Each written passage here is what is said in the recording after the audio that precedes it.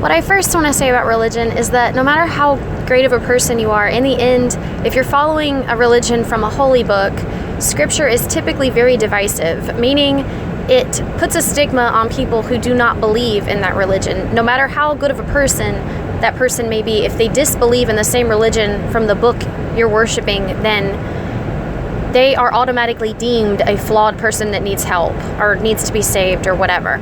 And I know you might say, well, all humans are flawed even when they are religious, but you know what I'm talking about when it comes to scripture, what it implies about people who do not follow the same religion. So therefore, it by default is a divisive system. So I don't like all religions because of that. But with that said, I don't understand my fellow agnostic and atheist friends who apologize for Islam. And then when I talk about the violence that their scripture says, they bring up the Crusades, which, yes, the Crusades did exist, but it wasn't because their scripture told them to kill non-believers. It was because it was all, everybody was at war at that time, really. Everybody was fighting. All the different denominations and religions were at war with each other. It wasn't, the Crusades were not the result of their holy book commanding them to kill non-believers. So, of course, in a more civilized era now, we don't have things like the Crusades because not all religions are at war, or at least except one.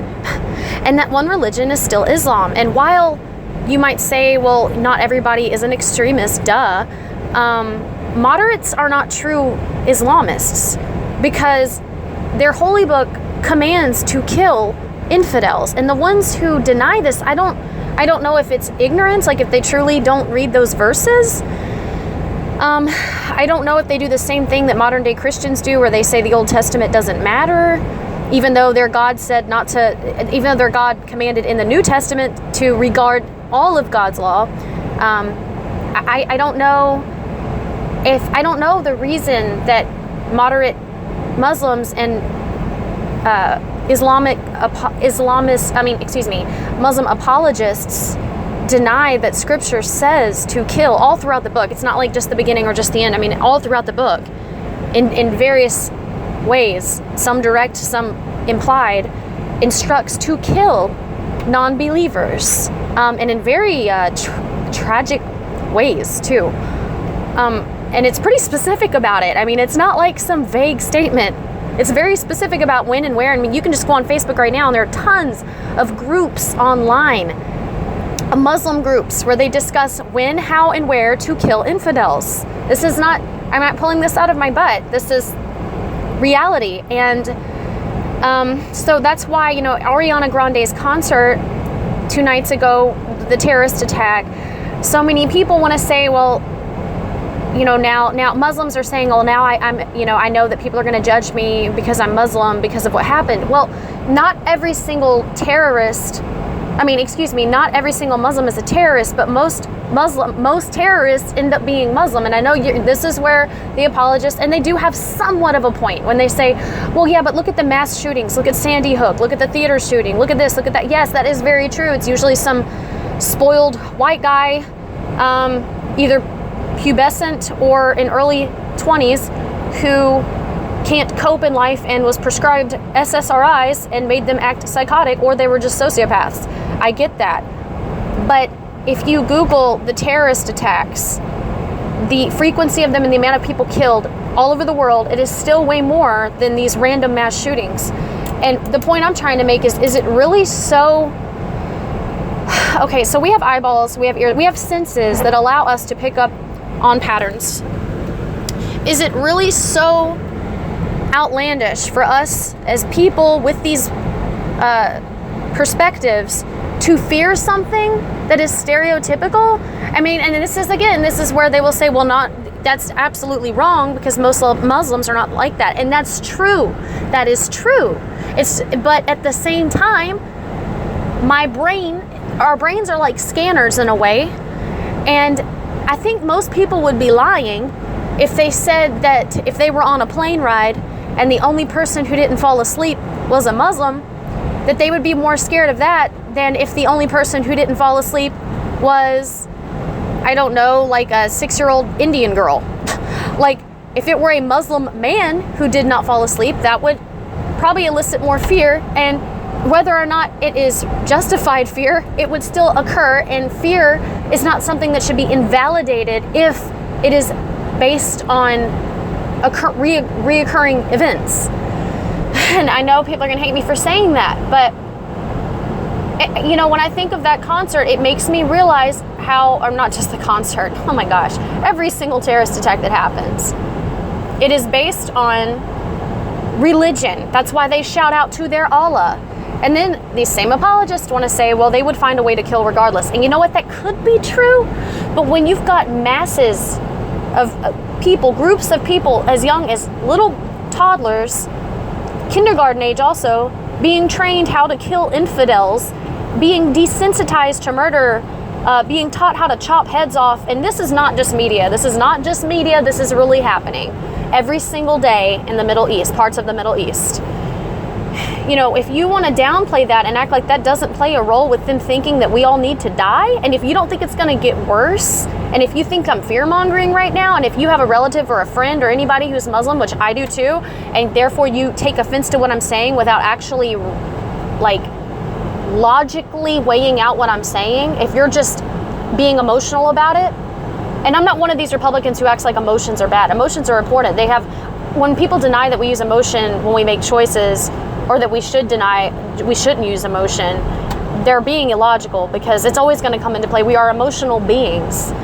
But you can't solely think with emotion. I mean, if you just think of yes, you have a great Muslim friend, and so do I, but that doesn't mean that their religion is dangerous. That doesn't mean that just because they're moderates, or I hate that word, just because they don't truly follow their religion, okay? Because in the end, that's ultimately what they're doing. They're not really following their religion. Just because they're doing that, that doesn't mean that their religion is acceptable. That doesn't mean that all these terrorist attacks and the future ones to come could be prevented if we regarded religion as myth, like it should be.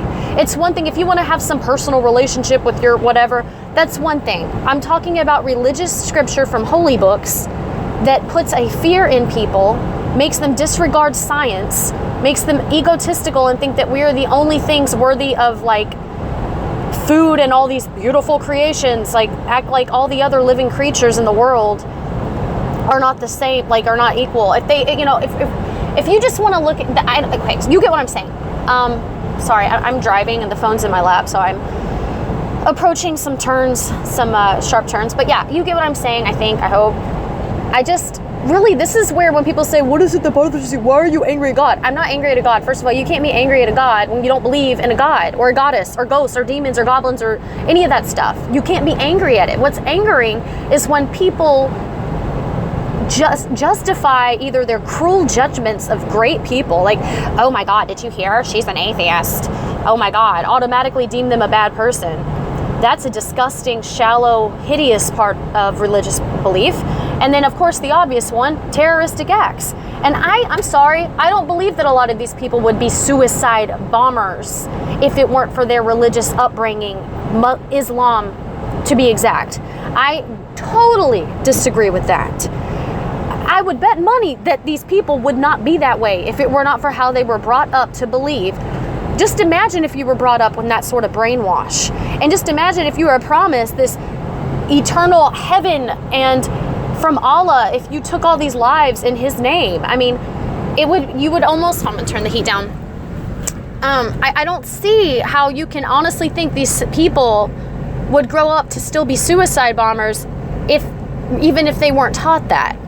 I totally disagree. You're always going to have a bad seed. You're always going to have the sociopaths who want to kill, especially the ones who are put on SSRIs, and that side effect of homicide and suicide is not a joke. Everybody overlooks that too much. I mean, even that Chris Cornell guy, who bless his family's heart and bless his heart too, when he hung himself, even his wife was like, he took way too much Ativan, and I used to be prescribed Ativan, and I had to stop because after a few days I was feeling suicidal. My husband could testify to that. And but anyway, yeah, I mean, yes, you're going to have bad seeds. You're going to have people who have adverse effects to medications and do horrible things. You're going to have people who are just born with a genetic wiring to be a sociopath. All of this. But like I said, frequency matters. Statistics matter. Patterns matter. And it's only going to get worse, in my opinion. And if you think that's me fear-mongering, then whatever. But I think until it happens in your backyard, until someone in your family or yourself is victim to this insanity, I think that's what it's going to take for you to admit that Islam is not the same as other religions when it comes to justifying killing. And if you want to keep bringing up the Crusades, and my family's Jewish, okay, so I would have some like personal reason to like be mad at the Christians or whatever, which is stupid, but like, and I don't, because all the religions were fighting each other back then. This holy war that is still existing is only Islam against everyone else, and it is because their God gets away with pedophilia. And that's another thing, they'll try to justify that, or they'll say it's a flat out lie when it's clearly stated that he did get intimate and married to a very young little girl. So I don't know why people deny that. I don't know why. To me, that's, like I said, it's either ignorance or it's kind of an admittance of shame if you deny something. Because, you know, if I followed that religion, first of all, if I followed any religion, I'd be extreme about it. Or I hate the word extreme. I would be a follower. I wouldn't cherry pick. I wouldn't, you know, I'd be doing the fasting like it says. I would be not eating shellfish. I don't eat that anyway. I would try to do unto others as I did unto, you know, I would try to follow the golden rule. I would try my best to be a great person, and I would want to spread it every single place I went, because all I'd be able to do is picture everyone burning, everyone being tortured for eternity. And I would feel like if I had the chance to save these people, I'm going to do it. And I don't care if I'm being obnoxious. I'm going to find a way to open these people's eyes. So I would certainly be one of those religious people. But when it comes to Islam, in order to be that way, you have to view everyone who's not Islamic as the enemy. And I'm sorry to my friends who are typically on my same wavelength when it comes to religion, but the other religions just don't preach that. They do not. Yes, when it comes to things like abortion and stuff, it does sometimes enforce people, especially like Westboro Baptist type people, it does enforce their followers to kill abortion clinic doctors and people who get abortions. But let's really compare that to the amount of terrorist attacks, shall we? Yeah, so I'm going to end it there, and I know it's going to make people are just going to probably listen to the first few minutes or just read the title and be like, but, you know, I really don't care, because the people who fully listened and the people who understand what I'm talking about, that's really all that really matters to me. So, because I like connecting with people who have open minds, and I'm always changing my mind. Just what I'm talking about right now, I could change my mind about in a year. Who knows? I mean, that doesn't mean that I am disingenuous. That just means that I understand that I am a flawed, you know, that we only use a certain percentage of our brains, and that we're all prone to faulty thinking. And knowledge is power, and I like learning new knowledge, and hopefully you do too. So, all right, thanks for listening.